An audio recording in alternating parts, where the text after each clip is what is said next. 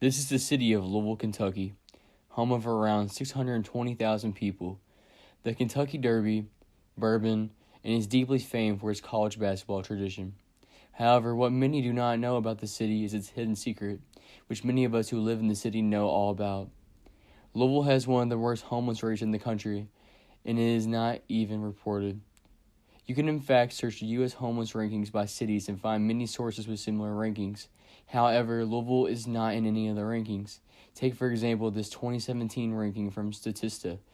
Statista claims that their source from the ranking is HUD, the U.S. Department of Housing and Urban Development. However, by reviewing the Louisville Coalition for the Homeless's 2017 census, we found that Louisville has 6,695 official homeless living on the streets.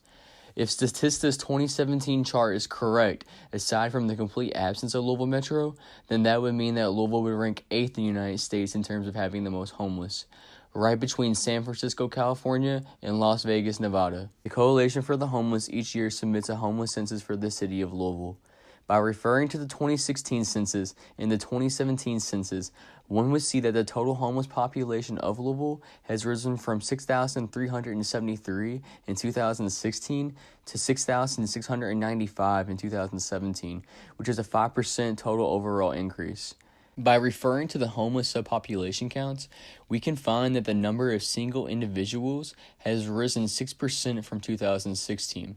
Also, the number of youth 17 and under entering homelessness without an adult has risen 39% from 2016, 95 in 2017, which is a 5% total overall increase. People with disabilities has risen 2%, and victims of domestic violence has risen 8%.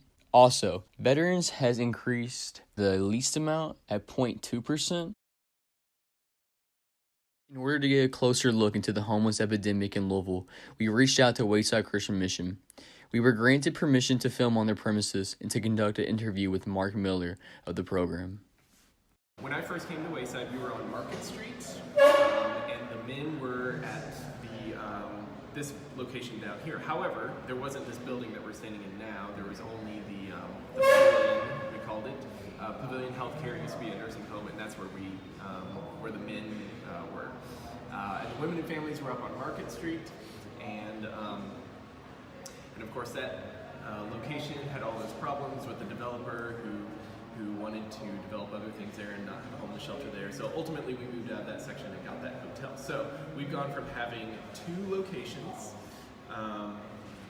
that were down on Market and on this location, but just one building down here, to having the hotel building over at 2nd Broadway, where the women's recovery program is, and having this location that now has 2 buildings, since they had to eminent domain a portion of our land for the new bridge they built. We built this building with the money that they gave us for that. So we have these 2 buildings here and the hotel building. We used to serve maybe half the clients we do whenever I started, and now we're up to about 350 per night and another extra 100 or so during a cold night on White Flag. So we serve more clients, we have more people in each of our programs. We have programs we didn't have, like the veterans program, we didn't have that when I first started. Each program contains more people. So we certainly have developed our programming. The whole hotel program with the social enterprise of running a hotel and having the people in the recovery program doing it, we didn't have that until about 2009. And that's a completely unique program that we can't find another model for anywhere in the world for real. So yeah, we're doing things that have grown and developed our programs. So when we had to sell a portion of our building and build on the back here, that situation worked out really well for Wayside. They paid us enough money to pay for about 90% of our new building here, and then we raised another 10% to finish it out. So in a way, we got a building that we didn't have to pay for almost any of it. So we can serve far more people, and we can serve them better with our new space. The city does have access to funds that they allot for things like White Flag. Whenever it's cold outside, they'll give a certain amount of money per person per night, but they run out of that money, within less than a month of White Flag. So there could be more money for things like that. Of course, we're going to keep serving the people, but but it'd be nice if they could compensate us better for things like that. Many of our programs get no funding.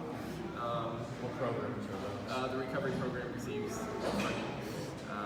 Our work therapy program, workout program, no funding. So it'd be nice if there was some way to compensate us for the work we're doing in those areas. Family shelter is, we have about 50 people in the family shelter, and there's a few other family shelters in town, but there's a waiting list for families that's like 100 or so families on that wait list. So obviously the city needs to find a way to house more homeless families.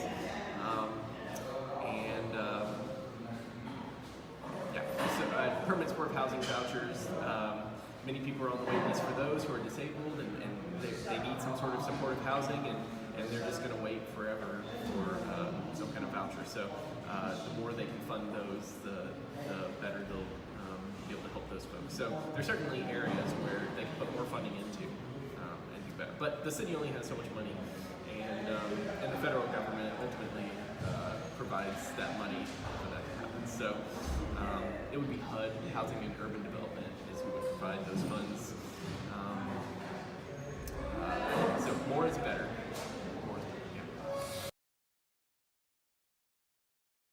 So I think it's obvious that Wake Soccer Christian Mission does a lot for the community, but do you feel like there's anything personally that Wake Soccer do better, or anything they could improve on? So we have a lot of services for men, and the city has a lot of services for men, but I think women's services are still lagging behind. For example, a 56-bed dormitory for the men and only an 18-bed dormitory for the women. And those numbers are pretty similar throughout the city, where there's fewer beds for women than there are for men. It'd be nice to have more women's services. Recently a women's day shelter open, which is great, but that's only 3 days a week and only part-time.